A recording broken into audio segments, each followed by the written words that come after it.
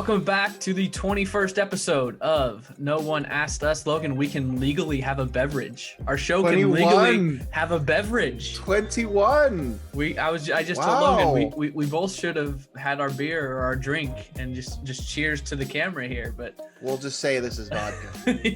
Yeah, here we go. Cheers. 21 episodes in.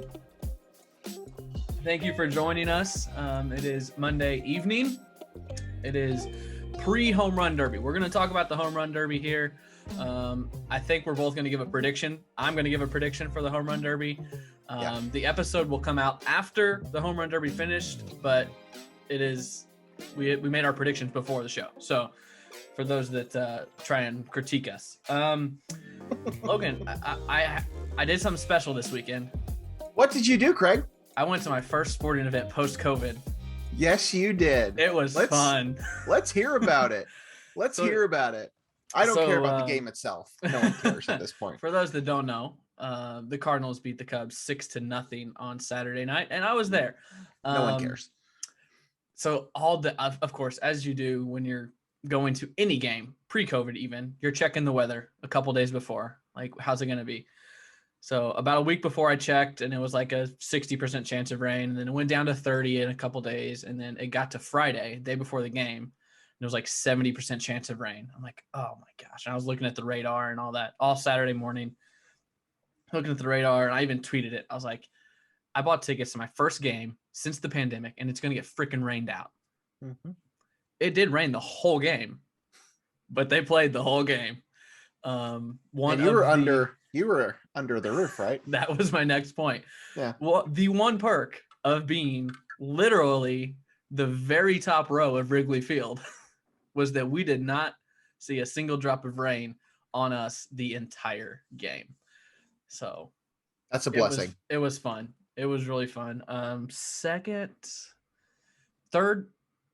Fourth time at Wrigley, third game that I had been to. Actually, my co-host Logan took me to my first game ever at Wrigley Field. I forgot about that. Yeah. Fall of 2015. September of 15. Yeah. That was my first Wrigley Field experience. Who won that game? Cardinals win that game? No, it was Brewers. It was Brewers Cubs. Oh, it wasn't a Cardinals game. It was not a Cardinals game. Then I went with work. I went with work once, sat in the bleachers. And then my other time at Wrigley was a Jimmy Buffett concert with Christy. Which is why we went this weekend, because it was around this time 3 years ago. So went to the same place as our first date. So that was this weekend's trip, and it was fun. Did you do anything similar? What did I do this weekend? South Bend Cubs game? I was at a South Bend Cubs game on Sunday, not on Saturday. Saturday was spent here at the house. Sunday, though, I was at a South Bend Cubs game, my second appearance back at good old Four Winds Field. So that was nice to see. They've really tried to make that into a Wrigley Field, right? Like yeah, I mean they have the apartment complex that the Cubs ownership basically put up and built, and then they have the rooftops there. So it's a really nice spot. It was a I don't want to say the wrong word. It was a logistical nightmare before it got up and running. I'll just say that as somebody who was heavily involved on the inside, trying to sell group outings was a nightmare for the first season of that rooftop. But now that it's up and running, it's great. I mean, that's a great spot to watch a game from up there. You have a full bar, all your food's up there, your private restrooms. There's a small indoor space too, like a lobby area that you can go escape the rain, but not all 200 people are going to fit in that space. So I got a huge kitchen up there. The biggest kitchen at the ballpark is up on the rooftop. Go figure. But no, that's a really nice spot. But that's not where I was on Sunday. It rained. It rained most of the game on Sunday in South Bend.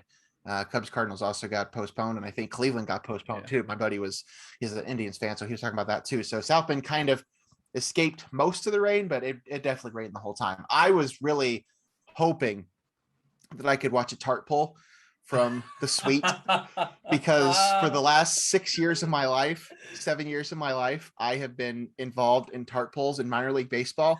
And I just wanted to watch one. from the suite that I was in. Sadly, it didn't happen. It did rain all game, but they never pulled the tarp. But no, it was a good time. It was not a major league game, of course, but still nice to get out and see some live sports and see some people. So yeah, I definitely had reservations a couple months ago, probably. Like when I bought the tickets, even I was like, am I really gonna want to go to sit next to people I don't know if they're vaccinated or whatnot? But once I started walking around Wrigleyville and near the stadium, I was like, yeah, this is awesome. Like, even if the Cardinals would have lost 25-0, I think I would have been happy. Like, eighth inning or seventh inning, I got my ballpark hot dog, like just the smells and the sounds and all of that. And coming from a Cardinals fan, Wrigley Field's one of the best. So, I mean, I was going to ask you, where does Wrigley sit on your list of ballparks? How many ballparks have you been to? I think I've been to 6. I've got it saved on my phone, actually. That's something that I saved. I think I've been to 6. I've been active. I've been to Busch, Wrigley, Kauffman. That might be it, actually. Miller, whatever Miller Park is now. Yep. That might be it. So I haven't been to many. I've been to Old Turner Field, obviously Old Busch Stadium. So maybe that's where my 6 is coming from, 6 total. Okay. I have them ranked on my phone, but I couldn't find it. It's up there. I mean, I think I probably like it better than Current Busch. I think Current Busch is very generic. I don't think there's much. I mean, it's a great ballpark. It's got a great view. Yep. But I don't think there's much special about it. No. There's just something different about Wrigley. I agree. I like Busch, but it is very generic. I like Ballpark Village or whatever that thing's called. Yeah. Like that's a cool setup. Yeah. To have there. But yeah, there's just, as you said, there's just something special about Wrigley Field. So we can talk stadiums for a different episode. We got to get you to a few more. Oh, I know. I'm going to go to Cincy really soon. I'm going to go to Great American really soon. I like that ballpark. I really do. I know a lot of people also say it's kind of cookie cutter, similar to what Busch is, but I've been going to that ballpark, since they built it. My dad's a big Reds fan. So we go to there quite a bit. I really like it. Pittsburgh is my favorite. Not Wrigley. Pittsburgh is definitely my favorite ballpark that I've been to, at least. So. Saturday night I ran into friend of the show, Louis Medina, at the game. Oh, Lou! Chatted with Lou for about a half inning. Maybe I think it was a half inning. Did he bring you any cookies or brownies or cupcakes or whatever he made? No, it was he was sitting, like, it was on our way out, so I just stopped by real quick, said hi, caught up with him for a little bit, and we started talking about stadiums. I don't know how it got brought up, but he said Pittsburgh is his favorite as well. Yeah. He was one of those that said that Cincinnati was kind of cookie cutter, but I'm excited to experience it here in a month or two. So on this week's episode, we've got an Illini assistant. So that is going to lead the show. Holy moly. Holy moly. Illinois did miss out on a big recruiting target. We're going to briefly touch on and maybe why they missed out on him. Give you a quick NBA Finals update. The NBA Finals are still going on. Then we're going to get into MLB in the show, even more so than we just were now. And then the only other sports thing is golf. Another major championship coming up. I think Logan might have done some homework for this one. We'll get to that. Long pause. And then TV and movie entertainment. We'll close out the show with Big Brother Week 1, and Logan watched Black Widow. So that's our rundown for the show. So we're just going to hop right in. Illinois has their third assistant. The official word came earlier, I guess not this week. It came last week, about midweek, late into the week. And it is Tim Anderson. Baseball fans know the name, but that is not the same guy. Tim Anderson spent the last 4 years as an assistant at DePaul in Chicago, Big East School DePaul. They made a head coaching change, and me and Logan were talking a little bit. We both think that the head coach tried to keep Anderson on his staff, but Anderson wasn't really feeling it and wanted to do his own thing. And he comes to Illinois. His own thing is called Ground Zero Training. He trains players kind of on his own, preparing them for the NBA, and he was working some players out when Illinois called him to try and get him to come to Champaign. So he hops on to Brad Underwood's staff. So we got Brad as the head coach, Chester Frazier an assistant, Jeff Alexander an assistant, and Tim Anderson as the assistant. There's still one support staff spot left that Jeff Alexander left to become an assistant coach. So Logan, what do you know about Tim Anderson? Prior to the hire, Craig, not a lot. Not a lot. I agree. Not a lot. It is a name I have heard in the coaching circles as a possibility for this job, but it's not a name we've talked about much. I don't think we've talked about him at all on this show. So I didn't know a lot about him. And my biggest takeaway, and I think I made the comment a few weeks ago, when it comes to replacing in Orlando Antigua, I was kind of expecting it to be a splashier name, but the more I thought about it, I'm not really sure what assistant coach really would be a splashier name. So I think it makes sense. I think he's, obviously has the Chicago ties. So when you lost to Chin Coleman, that's the most important thing. They weren't going to land the ace recruiter like Antigua was. I think their best shot at that was Alan Huss, who they didn't get. Which is a whole nother story. Right. That's a whole nother thing in itself. But I think that was probably the ace recruiter that they were going to try to shoot for. When that didn't happen, they had to figure something else out. So I like the hire. Obviously, as I said, he has the Chicago ties. My biggest question, and I think I kind of maybe know the answer to some of this, but why did it take this long to figure this out? So just from what I'm seeing and hearing from a couple, I don't talk to as many people as I did when I was in TV, just because I'm not a reporter anymore. I'm not digging for that kind of stuff, but I still talk to a couple. And I think this was probably in place a long time ago. I'm sure it was. But because he was working out these players for the NBA, if they name him an assistant, he can no longer do that because those aren't his players. Right. So now that the draft deadlines have come and people know if they're in or out and all that stuff, now they can announce it. And I actually don't think he takes over until the 26th, until the end of this month. Right. So maybe maybe he's still allowed to do that stuff because he doesn't take over until the 26th. So and that makes sense.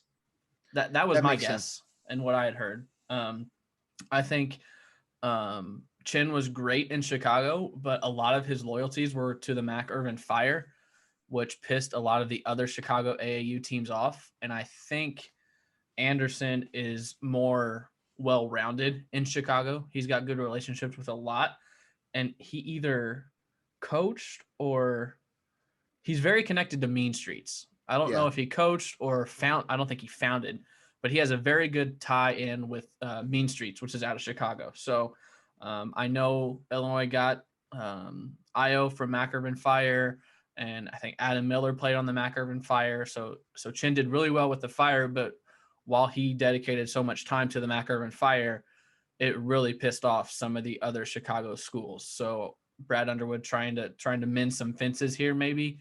I'm not too dialed into the recruiting scene, but so I don't know if Mean Streets has a lot coming through or if Mac Irvin Fire's fallen off or what, but Illinois does get their Chicago guy, which I think is huge. This staff will always need to have the Chicago guy because I think that's probably fans' number one recruiting complaint is that the Chicago kids don't come to Illinois.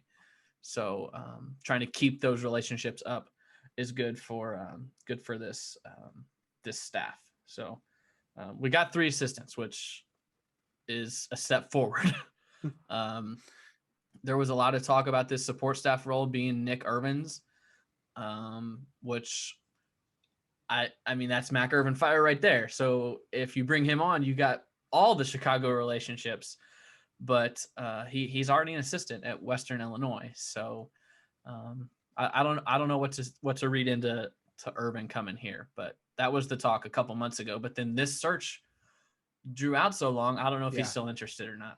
Yeah, I have no idea. And I mean, I'm not in the mix at all in terms of knowing a lot of this stuff. You obviously have more connections than I do, but Irvin might have maybe the more connections, but it's quite a jump up to go from an assistant at Western to an assistant at the U of I.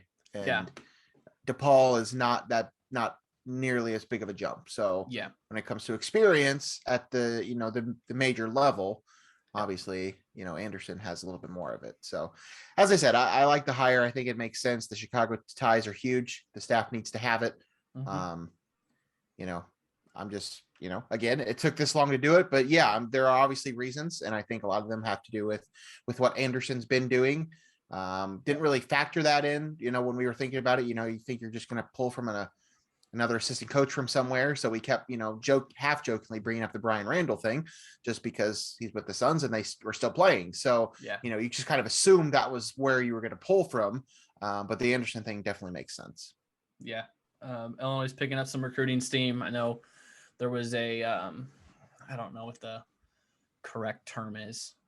Like there was AAU tournaments this weekend that coaches could actually go watch. And I think that was the first one. If not the first, it was only the second or third time that the AAU circuit has been playing. So Derek Piper was out tweeting about all kinds of good recruiting stories on the Illini Inquirer and getting all the scoops in there. So speaking of recruiting, we mentioned the name last week, Dawson Garcia, Marquette recruit.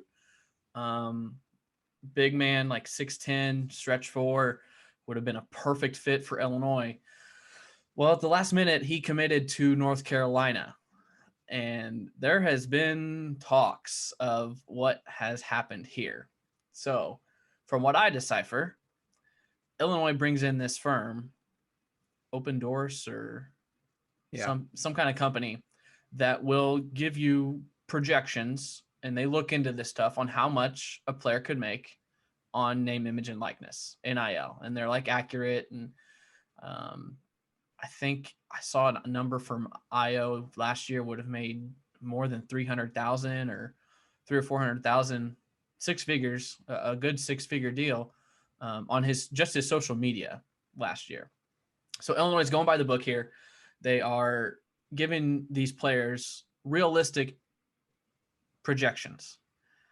And then you got these schools like North Carolina and Kentucky and UCLA telling these players just erroneous numbers, which I think is what happened with Garcia at North Carolina. I'm pretty sure. And I went down the wormhole, and I shouldn't have done it, reading the message boards for UNC when this was all going down. And how'd that go for you? I mean, I'm sure they think the same thing about Illinois fans as Illinois fans think about UNC and Duke and all that stuff. But even the UNC fans were like obsessing over this and throwing out these numbers. And I'm just like, and that's the thing with this year. It's brand new. This NIL is brand new. So no one really knows. I mean, Illinois can bring this company in and they can say, this is the number we think you would get, but that might not even be right. Yeah. So how do you decipher how NIL, after what we've seen and what we've heard, how do you think it's going to play a part in recruiting here on out? I mean, I think it's going to play a heavy part in recruiting. I think it's going to play a heavy part in getting first-year players to go to schools at a high school. I think it's going to play a huge part of the transfer portal. I mean, you've brought it up to me several times, both on the show and off, about, the transfer portal and NIL, going to ruin college sports. And I've been a little hesitant to, totally side with you on that statement, but, I get it. I get where this is going, and I don't know that it's great. Trust me. I love that student athletes are able to now profit off themselves like that. I'm for that 100%. But as you said, this is brand new. No one knows really what this is going to be. When it comes down to somebody choosing one school over another, I mean, it's hard to dismiss North Carolina. It just always is. It's hard to dismiss Carolina, even without Roy Williams running the ship this year. I mean, it's hard to dismiss Carolina or Duke or Kentucky or UCLA. It's just hard to dismiss the Blue Bloods. But there's a lot of factors that are into this now. This is no longer just, playing time and the coach you're going to play under. I mean, there's a lot more that goes into this. And yeah, we can have projections and, companies can, say, we think you're going to make this much, but one, no one really knows. what we're getting ourselves into here. And as you said, they can kind of just say whatever they want. There's really no rhyme or reason. If that's the reason Dawson Garcia wants to go to Carolina, then okay, good luck. I mean, hope that works out for you. It might not. I don't know. Yeah. I mean, as hard as a pill as that was to swallow, I'm a little concerned about the other shoe on when that might drop and how that might drop. What we're talking about with Garcia is exactly what's happening with Kofi. Kofi is trying to make the most money. So whatever school persuades him that they can give him the most money, not give him because the schools can't facilitate, but whatever school presents the best presentation to him and convinces him he will make the most money at their school, that's where he's going to go. Yeah. That's where he's going to go. I agree. And I still stand by what I said last week that and the Kofi situation is far different from the Dawson Garcia situation. Yes. Kofi Coburn has an established brand in Champaign. Yes. Dawson Garcia did not have that in Wisconsin at Marquette. He was there for one season. They were a tournament team, but that was it. Kofi was an All-American playing on a number one seed. And, I don't think that that's necessarily a apples to apples comparison. Dawson Garcia has 14,000 Instagram followers. Kofi Coburn has 73.5 thousand Instagram followers. So even as that aspect goes, Kofi's going to make a lot more. There's a lot to this here, regardless of what happens. But yeah, it's obviously going to play a factor in what Kofi does, which is, it would have been great to have Dawson Garcia, and I especially would have loved to have them both together. But I mean, the bigger fish is still out there, and that's the one you gotta hang tight to. Yeah. Did you see the quick little soundbite from today? That's what I was going to get to. Marley asked. Marley Weirda at WCIA. So today is actually, to set it up a little bit, today is the Lou Henson golf outing, or Kendall Gill golf outing, that Lou was always at. That's why I said Lou Henson. I talked to Lou like every year at that event. It was awesome. Kendall Gill golf outing in Champaign, and the coaches always go. So Brad was there, and he always does interviews as normal. And Marley Weird at WCIA asked him if he has conversations with Kofi, and Brad's like, well, yeah, he's our player until he's not, which makes sense. And that leads to this past weekend, Kofi was in Atlanta at one of those AAU tournaments. People were tweeting pictures of him all the time. And I'm pretty sure that the only people he can talk to is his coaches, because Kentucky coaches were there too. Antigua was there. Calipari was there. Chen was there. And I don't think they can talk to Kofi, but Brad Underwood. What's the rule on that though? Since he's in the portal, what's the rule on that? I think it was like a dead period or something. What's considered? Oh, okay. So it's just that particular. I think, I don't know. I'm not positive on this, so I don't want to throw anything out there, but Kofi was at the events is what I'm saying. And there were pictures of him sitting next to Jeff Alexander. So Illinois is still right there. They're right in there. I still think it's either Illinois or Kentucky. I don't see anyone else.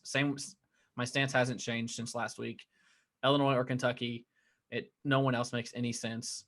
I just think if Kentucky and Coach Cal can find a booster or an alum to tell Kofi that, we're going to give you X amount of dollars, or we got a deal ready for you for X amount of dollars. I don't know how he says no to that. So it's coming down to money with Kofi, and we're just going to have to see whose alumni businesses want his business. At UK, he'll have the national brand probably. Because everyone from California to Florida knows UK basketball. Whereas here at Illinois, he would lock down the state, but maybe not necessarily the country. So I don't know. I'm on the fence. I keep telling people that I think he's coming back, but I think today, if you ask me, I would lean more towards he goes to Kentucky, just because it's about money. Yeah, no, I agree. Which would mean Kevin O'Banner, Oral Roberts transfer, who just entered the portal and Illinois is in his top 10, means he becomes that much more important.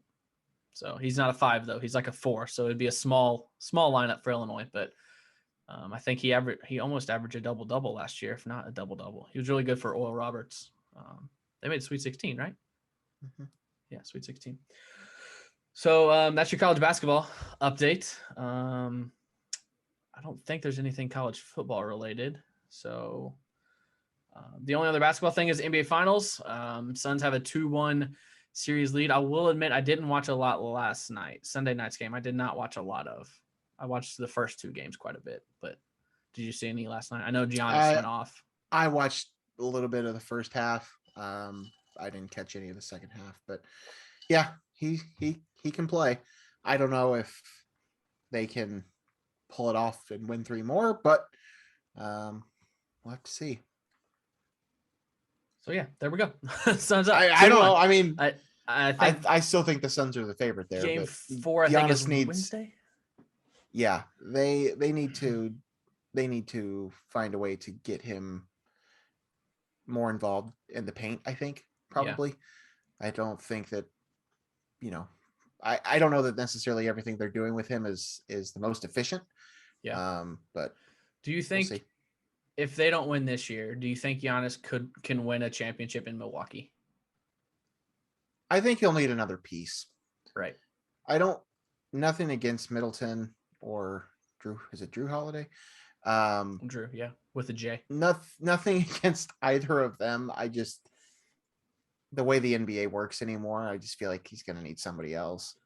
I wouldn't rule it out, but I think they would maybe need another piece. Yeah.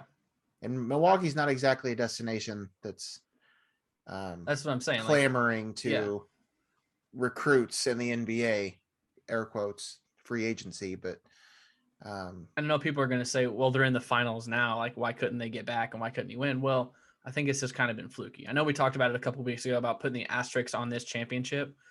I wouldn't put an asterisk on it, but it is a little bit fluky. Whereas the Lakers were hurt all year. Sure. The Nets lost 2 of their big 3. Like, he's not playing the best. So, but I'm with you. I think they need another piece, and it would be hard to attract a piece to Milwaukee. Was the Team USA exhibition loss to Nigeria? Oh my gosh, fluky? I forgot about that. I saw that. It was a Saturday as I was leaving Wrigley. I saw that.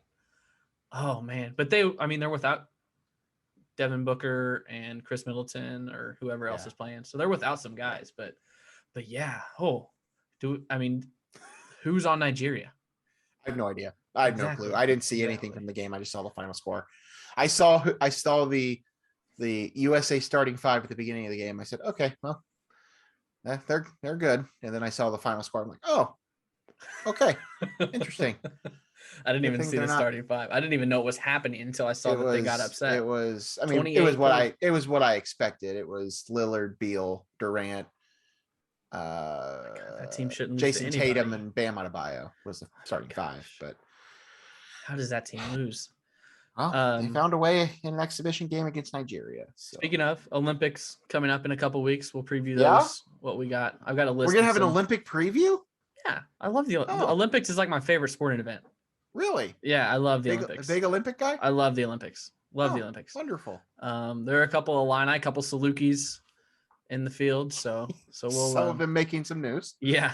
We'll talk about that here. I think the 28th is when they kick off. Correct. Something like that. So, they just announced last week that there are going to be no fans because Tokyo's COVID numbers are skyrocketing right now. Yeah. So we might not even have the Olympics. We'll see. Wow. We'll move on to baseball because I think scary. we'll probably talk about this for a little bit of the show. Just earlier this afternoon, the All-Star lineups were announced. We'll start in the National League. Tatis leading off at short, Muncy DH, Arenado third, Freeman first, Castellanos right, Winker left, Realmuto catcher, Reynolds center field, Frazier second base with Max Scherzer as the starting pitcher. American League goes Ohtani at DH, Guerrero first, Bogart short, Judge right, Devers third, Simeon second, Perez catcher, Hernandez left, and Cedric Mullins, our guy, in center. He gets the nod. And the leadoff hitter, Shohei Ohtani, is also the starting pitcher. How awesome is that? I think it's cool. And, I've been thinking about this, and we made the comment. I think I made the comment last week or 2 weeks ago. His pitching numbers this season aren't really all-star worthy. Yeah. I don't think they're worthy of him even being an all-star as a pitcher necessarily. They're not bad numbers. He's not a bad pitcher. He's just they're not what you would really put in the all-star game. So I can understand the people that have issues with him as the starting pitcher for the American League. But my response to that is, who cares? It's an exhibition. Like, it's an exhibition game. He is your sport's biggest star right now. He is. How much is that saying? Because he's on the same team as the best player, Mike Trout, who has never gotten this recognition. No, but Mike Trout only plays one position. So listen, I am a baseball traditionalist. I also agree that the best pitchers should be on the mound to start the All-Star game. I fully agree with that sentiment. But baseball needs to do better about marketing their players. I think he's got all-star worthy pitching numbers. He has all-star worthy. He hasn't had that many starts. He's 13 starts. He's 4-1 with a 3.49 ERA, 87 strikeouts and 67 innings. No, his numbers aren't bad. I'm not suggesting they're bad. I got him on my fantasy team too. So I think you can make an argument that he's not an all-star as a pitcher. But I said it last week. I'm fine with it. He's already in the game. He was voted in as the DH. Is he still leading the league in home runs? I'm pretty sure he is. Yeah. Like, if he's on the team and he's pitching well enough, then why not use him as a pitcher? And then to go ahead and just say we're going to start him in the spot too. Sure. Why not? Yeah. Market your stars. People complain all the time about how they can't see Angels games because they're on so late and all that stuff. Well, now you have a chance to showcase him, and hopefully he doesn't, give up 6 runs in the first inning. Yeah. I think that's just what Joe before. Hope he doesn't get hurt. You have him playing. Well, that's even worse. You have him playing hitting in the Derby tonight, and then you have him leading off the game and pitching for the American League tomorrow. So showcase your stars. Yeah. Showcase your show. Hey. See what I did there? I love it. I'm all about it. Yeah, it's fantastic. 25 years old, just does it all. So much fun. I was watching the press conference this afternoon where they announced the starters and the starting lineups and whatnot. And he even said that he did not expect to make it as a pitcher. Someone asked him, what it meant to start the game. And he's like, I didn't even think I was going to be a starting pitcher. But the players voted him as one of the 5 starting pitchers to make the roster. So that's how he got on as a pitcher.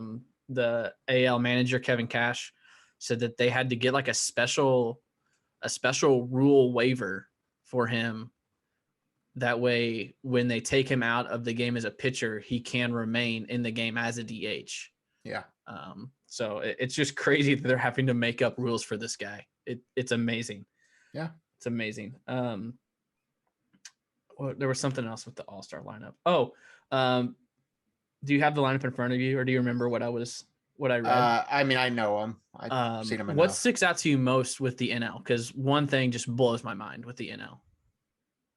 Well, where did Brian Reynolds come from? Yeah, the Pirates have two starters. NL starters. Well, I mean, he was a replacement. So he was the replacement for Acuna? Which that's the big news of the weekend. Ronald Acuna tore his ACL. He's out for 9 months. I knew he got hurt. I didn't realize who the replacement was. And then I saw Reynolds, and Brian Reynolds was the first thing that popped into my head, but I'm like, is that really Brian Reynolds? Like, the Pirates get 2 starters? So the Pirates have 2 NL starters. Terrible. The worst team in baseball. And they have 2 NL starters. Are 1, 2, or none of those 2 on the Pirates in 2 weeks? I'd have to look at their contract situations to. That's true. That's a good fully point. Feel that out. That's a good point. My guess is that they'll probably trade one of them. Yeah. I don't know that Reynolds gets traded. I feel like Reynolds might be locked in for a little while. I don't know about. Might be right. Frazier, but yeah, the Pirates, one of the worst teams in all of baseball, getting 2 starters is pretty interesting. And the Reds have 2 as well. and they're not. The Reds that have good two. either. The Reds have two starters, but those two players have been on a tear. Like they're two of the best offensive players in all of baseball. So that one's not as shocking to me, even though the Reds have been playing well of late. They might sneak in there and, end up taking the number 2 spot in that division by the end of it. I mean, they're there now, I think, but the Pirates, man, that good for them, I guess. Good for them. This All-Star game, man, the voting, whatever. That's not even the voting though. That's true. I mean, Frazier was fine. I had no issues with Frazier. He's having a good season. Yeah. Reynolds is an injury replacement. You voted him on your ballot. I did. Frazier. Arenado returning to Coors Field, batting in the 3-hole for the NL. But like you touched on, home run derby is tonight, Monday night, and Shohei is the number 1 seed in the home run derby. So I feel like they change the format every year, but they have a bracket this year. I think that's the same as they've done the last couple. Obviously, there wasn't one last year, but Ohtani's the 1 seed. He faces Juan Soto. Salvador Perez is the 4. Pete Alonso the 5. Joey Gallo the 2. Trevor Story 7. Matt Olson 3. Trey Mancini is the 6. So before we break it down, do you have a pick? I have a pick with my heart and I have a pick with my head. Which do you want? Both. My head goes Joey Gallo. My heart wants Trey Mancini. Oh yeah, that would be great. I thought you were going to say Shohei. Well, Shohei would be fun. Don't get me wrong, and I think that's certainly an option. Trevor Story could be a good heart story too. Sure, there's plenty of stories there. Yeah. I've been a Trey Mancini fan for a while, and now the stuff that he's gone through the last year or so with coming back, battling cancer, and coming back to play, and having a great season, and getting selected to play in this, and that's where my heart is. I would love to see Trey Mancini win it, but I think Joey Gallo is probably my pick. I'm not sure that's going to be a popular pick. Yeah, that dude mashes baseballs, so. And it's in Colorado, it's in Denver, and they're not using the humidor. Did you see that? They're not using the humidor on the baseball, so they're gonna fly. Yeah, I'm in. Normally for shows like this where there's 2 hosts, you'd like there to be like they don't agree on everything. We always agree. Always agree on everything because Gallo is my pick too. Oh, really? Okay. Yeah. I thought you were gonna go somewhere different. No. Then I'll take Pete Alonso. See, is that better? Is that better? Material, I think he is the clear pick on the left side of the bracket. I don't think Ohtani's going to do good. I don't think he has a home run, like a consistent home run swing. You know what I'm saying? Sure, yeah. He's got that, well, I don't know. He's not Ichiro, but I feel like he moves a lot and he's not consistent. I don't know. He's hit a lot of them this year. So. I think Alonso is a good pick on the left side, but yeah, I think Gallo on the right or Story. I don't like that. I hate that they're in the first round against each other, but yeah, those are my 2 picks. Do you still is the home run derby still as fun as it is now as it was when we were 15? No. Yeah, I agree.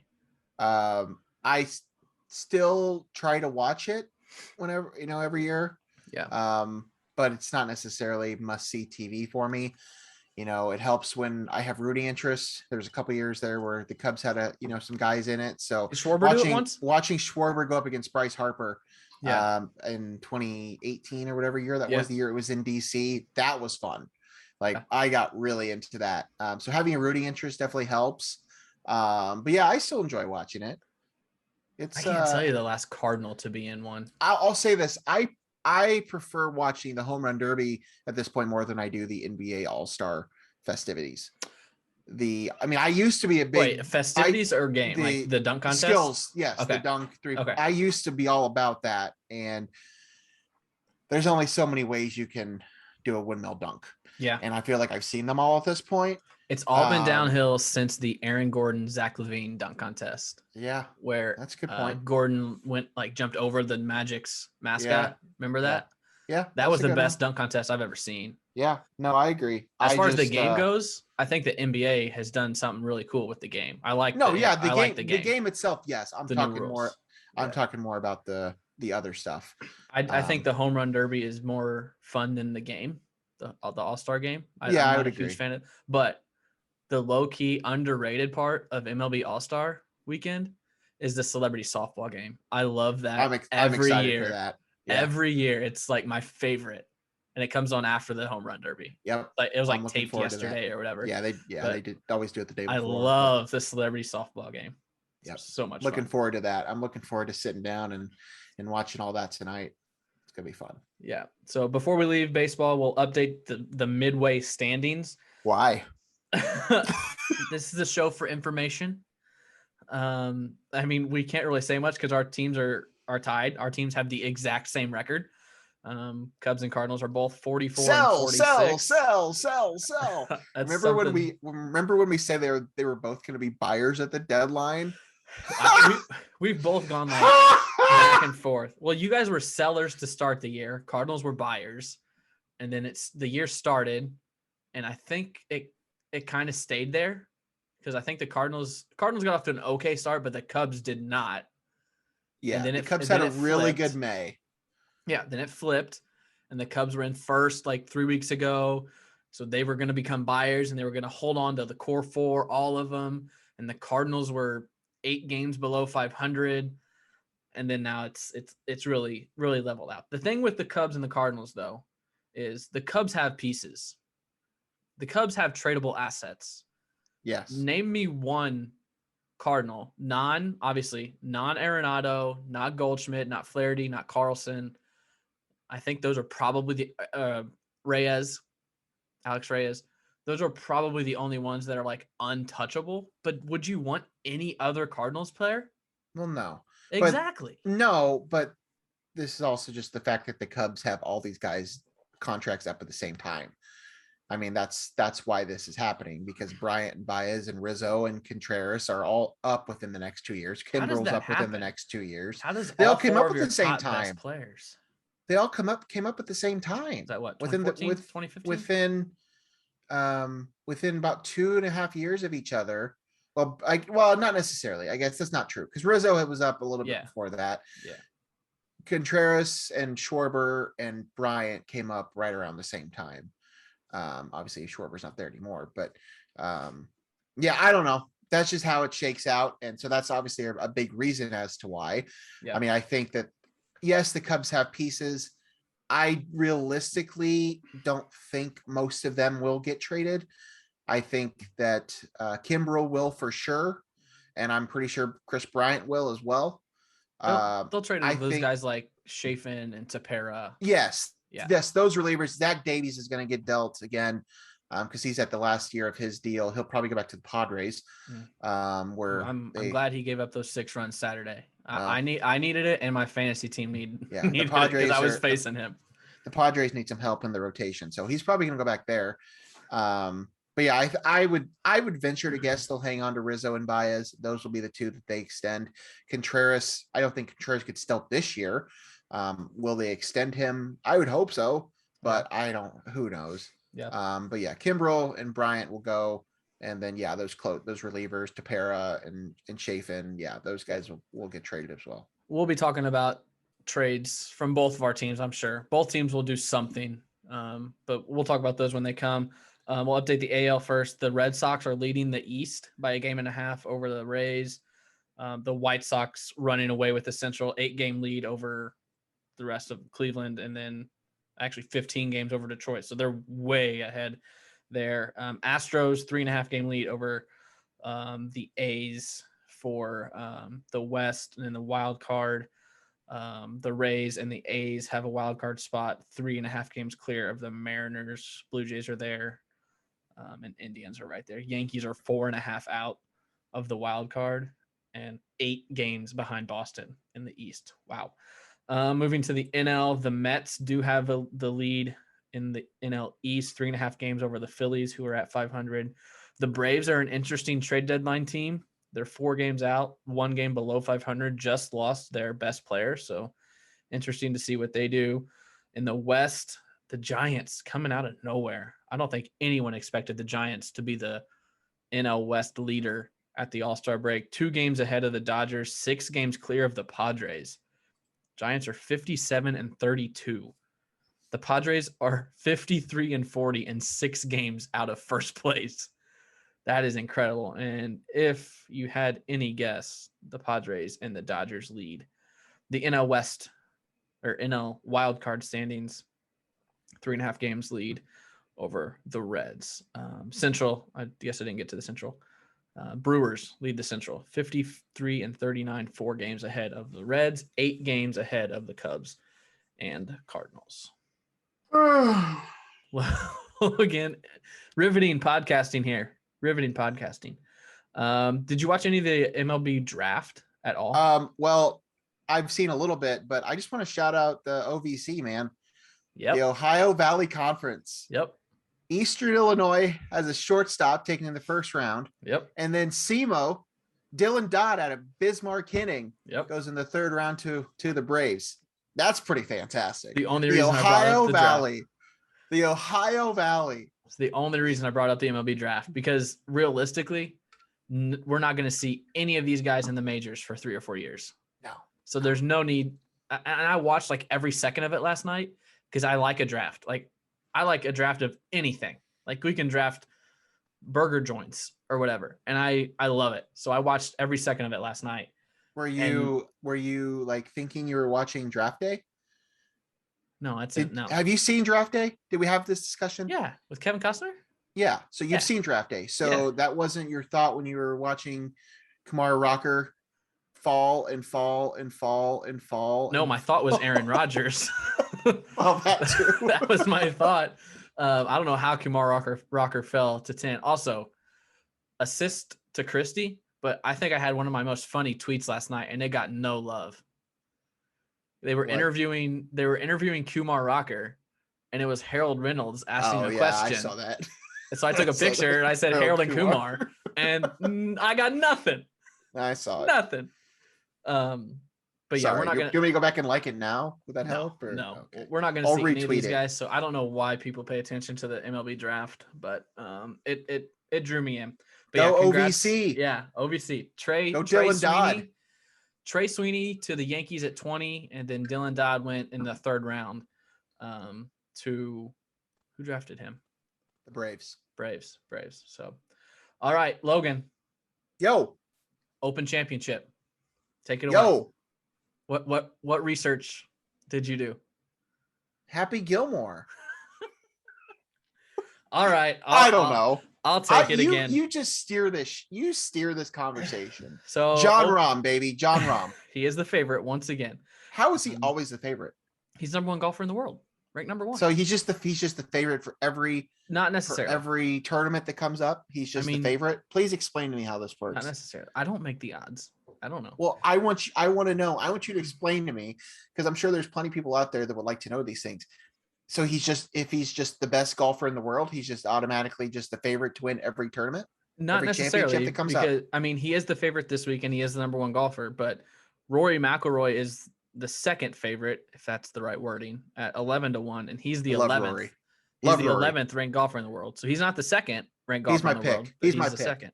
Okay. Well, that's not bad. Okay, great. Anyways, 149th Open Championship starts Thursday here in the U.S. It's at Royal St. George's, which is in Sandwich, England. Love a good sandwich. It was at Royal St. George's 10 years ago, 2011. Darren Clark won that one. Kind of came out of nowhere. I vaguely remember that championship. There is one Illini in the field. Thomas Dietrich made his way into the field. He got second at the Scottish Open this last weekend. So he is playing. He's the one former Illini that I can see. But the issue is, I think I saw this morning that there have been 16 withdrawals just this week. It's a lot. Hideki Matsuyama, the Masters champ, and Zach Johnson both had positive COVID cases, so they withdrew. Bubba Watson withdrew because he was in close contact with someone that had COVID. And then Matthew Wolff, the only other real big name, he withdrew. He didn't give a reason, but he did miss the Masters this year to take some personal time to clear his head a little bit, to some mental time off. So the field has changed constantly. These guys are withdrawing, so they have these alternates that they're bringing up. So potentially another Illini could join. It would be Thomas Peters if he does, if he's healthy. I know he's battled some injuries. I don't think he's hurt right now because he is playing in the Olympics. So maybe Thomas Peters makes his way in. Logan, you will be happy to know that Thursday, the golf coverage from England starts at 4 a.m. Central Eastern time, 4 a.m. Eastern time. I don't think I'm going to catch that. I think I have an appointment at that time. It is unique in that way because obviously they're in England, so they're playing during the day in England, which is early morning. I think the tee times start at like 1 a.m. Central time here. But yeah, Golf Channel has the first 2 rounds with their broadcast starting at 4 a.m. Eastern, 3 a.m. Central. And then will you be watching? Yeah, I mean not at that time, but I'll wake up at like 5 or 6 and I'll watch. Oh, wow. Yeah. Golf Channel will also start the coverage on Saturday and Sunday. Then they toss it to NBC.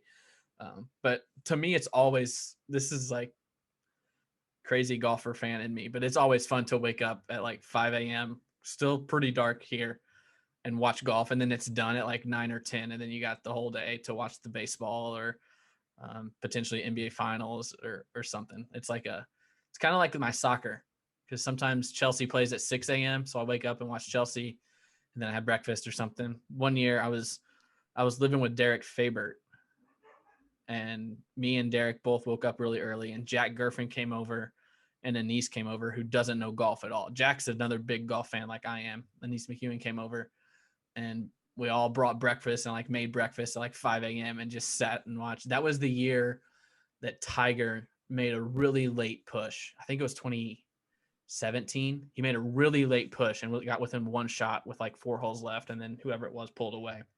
But so you're going with, go ahead. I was going to say, I was just going to make a stupid joke. That's fine. It's not Go for it. Say it. I was just going to say the last time I was that excited to get up at 5 o'clock in the morning, it was probably like Christmas morning when I was like 10 years old. So, I thought you were going to say when I was leaving for Disney or something. Well, no, I mean, probably, but no, it's probably like Christmas morning. So, yeah, you know, so you're but going good for Rory? you. I'm really glad that you enjoy getting up way too early to watch golf on your weekends. This is one of my bucket list events. Like I just told Christy a couple of weeks ago. I think it was during the US Open. We were watching and they previewed the Open Championship. And I said, this is one of my bucket list events to go to. Because it rotates. And why is that? It's just unlike anything else. Like the golf over there, and that's something I meant to touch on before I got too far into it. You're welcome. Thanks. Good co-host right here. The golf over there is so much different. Like obviously that's where the game originated and came from. But like if you play over here, especially in Southern Illinois where I'm from, maybe not as much here because it's pretty flat and a lot of farmland here. There's some hills down south, but there's trees lining the fairways and there's water hazards and bunkers and like you can get in a lot of trouble. Over there, it's links golf, which you won't see a tree. It's the fairway, the rough, and then tall fescue up to your waist. There's no trees. There's hardly ever any water hazards. It's always like 50 degrees, windy and raining. It's just a completely different style of golf. They play in, I think there's 4 courses in England, 4 courses in Scotland, and 1 or 2 in Ireland that they rotate it between, but they're all the same because weather in England is all the same. I think pretty much most of the year, but especially right now, it's cold, windy, and likely raining at least 1 or 2 days of the weekend. So don't expect to see stuff like you saw at the US Open or the PGA Championship, which was right on the beach, and you saw these all the sand and water hazards. Like you're not going to see that. It's nothing like you'll see in America if you've watched the Open Championship. So it's just wonderful. Unique. And I always wanted, I think London is number 1 on my travel list when I go overseas. Yeah. So I would love to go to London for a week and then cap it off with the Open Championship wherever it's at. And probably St. Andrews, because that's like the birthplace of golf and like the most prestigious. But That's for a couple years in the future. I look forward to hearing about that. Episode 2 years from now. Let's see, 52 weeks in a year. Episode 138. Wow. Craig's Is that a US prediction? Open. I can't wait. You're going with Rory? I'll go with Rory. Okay. Love Rory. Rory's 11-1, which is Great. the second best odds behind John Rahm. Rahm is 9-1. I pulled these yesterday. They might have changed. I pulled these odds yesterday. I think from like cbssports.com or something like that. Dustin Johnson, 12-1. Bryson, 14-1. Speaking of Bryson and Phil, did you watch the match? I did not. It was okay. Watch it. Bryson's just not the right guy for that. Yeah. I know you don't know a lot about him, but he's like a scientist. Yeah. Like, so he's always thinking about these putts, and you need the guy like the one with it was Phil and Tom Brady with Peyton and Tiger. Yeah. That was the best one. That was fun. Yeah, you need personalities. Yeah, you need personality. Bryson wasn't the right guy for it. Yeah. And neither is Aaron Rodgers. I mean, Aaron Rodgers has changed. He's like a hippie now, but he wasn't the right guy. Brooks Koepka 14-1, Justin Thomas 20-1, Phil is 50-1. So yeah, those are the big names that some of you guys might know. For the U.S. Open, I gave you my pick of Tony Finau, who I think missed the cut. So I don't have a great record here previewing the Masters or these majors on our show, but I've got 4 guys I'm looking at here that I've kind of highlighted. Okay, let's hear it. Lee Westwood. Okay. He's an older guy, but he's playing well. He's European. I don't know. He's got a great name. I think he's from England. So he's in his home country. 50-1 odds, 28th ranked player in the world. He's a guy I'm keeping my ay on. The other foreigner is Louis Oosthuizen, 28-1. South American. It's not South American. South African. Louis Oosthuizen. He's 13th in the world. He got second, I think, at the Open to John Rahm. Pretty good odds at 28-1. And then the Americans, Alexander Schauffele. He's number 5 in the world, 20-1 odds. And then Jordan Spieth is playing pretty well, and he has a pretty good track record of the links golf, like I just described over in England. He plays pretty well there. I don't think he's ever missed a cut. I think I read that he hasn't missed a cut there at least the last 8 years. He's 18-1. So those are the 4 guys I'm looking at this week. Haven't picked my full team yet. I hope I can get all 4 of them, but I don't know if I can. And if any of you guys that are in the league that I'm in are listening to this, please don't take them. Don't steal them from me. Why would you give out that information to people that might be listening to your show? Because I want to be right and I want to get it on record. Okay. When I'm right. So you don't care about the competition aspect. No. You just want it to be right on record on your show. And I don't think many of them are watching or That's listening. Great. The less couple viewers we have, the better. A couple of them might be. So yeah, that tees off Thursday. I'm really excited. Got a lot to do this weekend, but I can do it after like 10 a.m. So once this stops. Anything else you would like to add with the Open Championship, Logan? No, sir. Go Rory. Okay. Are you ready for this? Yeah. Big brother. Big brother. Oh, let's go. Big brother. Let's go. All right. I got thoughts. Initial reaction. It after premiered what? Thursday? Was it? No, Wednesday. Wednesday. It premiered Wednesday. There was no Thursday episode, and then it aired Sunday night. And then it'll be back on the Wednesday, Thursday, Sunday schedule starting this week. So what are your thoughts? Let me ask you this. I think I know the answer, but I need to confirm it. And just so, again, I have it on record. You are what the super fans would call a casual viewer, correct? You watch the show and nothing else. No. Do you follow what's going on in the house at all? Okay. So the first year I watched, I don't remember. I think it was Josh's season, 17. Oh, God. Pots and pans. Yeah. Yeah. That was the first year I watched, and after every episode, I would turn on Pop TV and I would watch the live feeds for a little bit. But then I found that like the live feeds give away who wins what. Correct. Like if you watch it at the wrong time, and I didn't like that. Okay. So for a while, I avoided all the live feeds, and I don't follow Big Brother on Twitter. I don't follow any anybody that spoils anything, I don't follow on Twitter. But then I find myself getting in these moods where I'm like, all right, I want to know who won HOH. Like, I don't care how they won it, but I want to know who won HOH. I want to know who got nominated. I want to know who won the POV. So, shout out to Online Big Brother website. I go to there quite often now. I haven't been a live feeds fan just because the thought of sitting there watching people sit in a house isn't that exciting, but that's fair. So there are certain times where I get in the mood and I'm like, all right, I want to see some spoilers. Okay. Well, just to give you background, I'm kind of the same way. The first few years I was really into it. I was really into it the first few years. I wasn't necessarily like watching the live feeds, but I was following several accounts on Twitter, and I was pretty up to date on what was going on. I would read blogs and stuff. I'm not really that much I'm not really like that anymore. But I still do follow some accounts, so I do still see some stuff.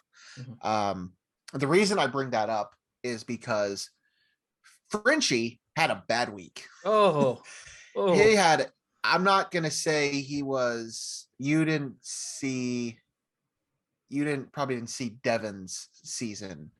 No, I don't know. Devin. That was right before, it was the season that Derek won, which would have been 16. I think you started at 17. Yep.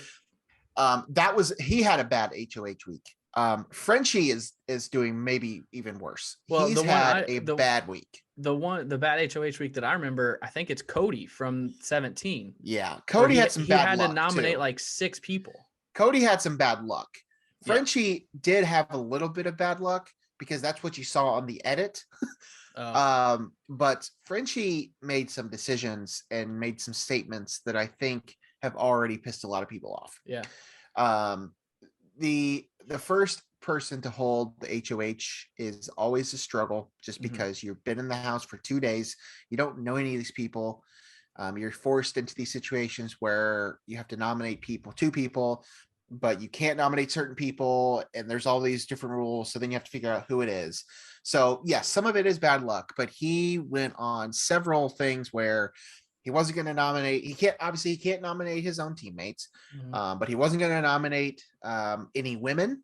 And then I believe it was something along the lines of he wasn't going to nominate any people of color. And then it was like all these things he was doing. And then what we saw in the show was that he was already targeting a showmance, which you've been in the house for 2 days. Is it really a showmance just because there's a male and a female that are close to each other? Like you're just already scoping that out. Like, I mean, I get it. You have to target somebody. It's just the way he went about a lot of it. I was really high on him coming into the show. And after that first episode, I really liked him. We didn't really see much of him, but I thought, okay, he might actually be somebody worth pulling for here. And then after that, he didn't get the show didn't make him look great, but then the show made him look better than what I think he actually was during the week. I think it was a very bad week for him. So while we're on Frenchie, he boxed himself into a corner. Yeah. Like, so he can't nominate anyone on his team. Yep. Christian won himself and Xavier safety. Yep. So there's 5 people right there you can't nominate. So you can't go around the house telling people that you're not going to nominate them. Well, he told that group he walked in with, he wasn't going to nominate any of them. Yeah. Those 3 other guys. Yeah. Yeah. So exactly. He boxed himself in for sure. Boxed himself in. Yeah. You took the words. Yeah. Your recap took the words right out of my mouth. He's struggled because, like you said, you're in there. You don't know these people at all. So you have to keep your options open. Yeah. I see what he was doing, not wanting to nominate a woman, not wanting to nominate someone of color. But in that situation, you have to keep all your options on the table. Yeah. And he obviously is not doing that. Yeah. So my next question. Week for him. Yeah, yes. Next question. What do you think of the teams? As in, what do I think of the idea, the concept of the teams? Yes. Somebody else asked me that, and I proposed the same question back, and I don't think they understood what I was getting at. I don't hate it. I think it adds an interesting twist to it. They've done stuff like this in the past, where they've put people on teams like this. I don't hate it. It gives you alliances to work off of from the beginning. But doesn't it also kind of predetermine your alliance? It doesn't let it happen naturally. Oh, for sure. And I think that was my biggest issue with it is when they were doing it, I wish they would have just let them pick whoever they wanted. Yeah. But they also did this random, and I use my next random thing in air quotes, that I don't totally, I don't like to be like a negative person when it comes to all this stuff, but like I know enough about the business to know like nothing is really ever random. Yeah. So when they're doing this, these drafts to pick your teams and you don't have the whole pool to choose from, you're literally given 2 options. Yeah. It was like, And I mean, they use that as a way to like kind of get to know the people. I get that, but like that was just okay. You're literally you are choosing the teams here. It was, I called it controlled random. Yes. Oh, it absolutely was. Because like you said, they weren't able to pick from the full pool. They gave them 2 options and then they recycled those options. So I don't hate the concept of teams. Yes, there are pros to it. Yes, there are cons to it. It's just another twist. I'm more interested in some of these other twists I think they're going to throw out this year to make it more you got to make big moves. Temptation type of things to gambling, gamble. Yes, exactly. To gamble and to tempt people away from choosing the HOH or the POV or whatever. And they usually do that in like one competition a year, but to do it maybe more throughout the show, I do like that idea. It was weird to me that the house is like beach themed, and then like all of the focus and all the challenges have been about gambling. Like, make the house Vegas theme or something if this is what you're going to do. It's a party. It's a party. There was something else I was going to say. Oh, I'm pretty anti the teams and this wild card right now because the team aspect takes away 3 people that you can nominate. And then if the person that does the wild card competition wins it and then spins and gets 3, that saves 4 more people. So they're really, really narrowing down who you can nominate, which I'm very against. I am as well. I don't think some of these things will last very long. The teams thing what will likely happen is one team will get down to like one person. Yeah. And then they're going to have to blow the whole thing up. Yeah. They do a lot of that stuff so that they can control some things. I don't think that that's how the wild card thing is always going to work. Yeah. I think, especially in the first couple of weeks, there's just so many players available to choose. That's just their way of like trying to narrow it down for people. Try to, I don't know. It's just something they're just toying with as another idea. And I don't hate it, but I can understand where you're coming from. All right. We've been a pretty long episode, but I do want one more Big Brother thing. Yeah. Who sticks out to you right now? Who do you like after 2 episodes to go a little bit of a ways here and make a run? Oh goodness, you're gonna put me on the spot. I don't even remember all their names. I mean, I would have said Frenchie, except he's had a bad week, so I'm gonna not say him. I like Brittany. I think Brittany might be able to fly under the radar a little bit. She looks like she can compete. I think she can probably be a competitor, both physical and some of the other comps. I don't know. That's just a name that she's kind of stuck out for me from the beginning as just an under the radar type of person. Yeah. We'll just have to see who teams up with who and who aligns with who and what alliances falter and all that stuff. But I don't know. She was just somebody that stuck out to me in that first episode. I thought, okay, she might be able to do some things here. I'll go with her. Yeah. There hasn't been a lot to go on. I kind of like Claire.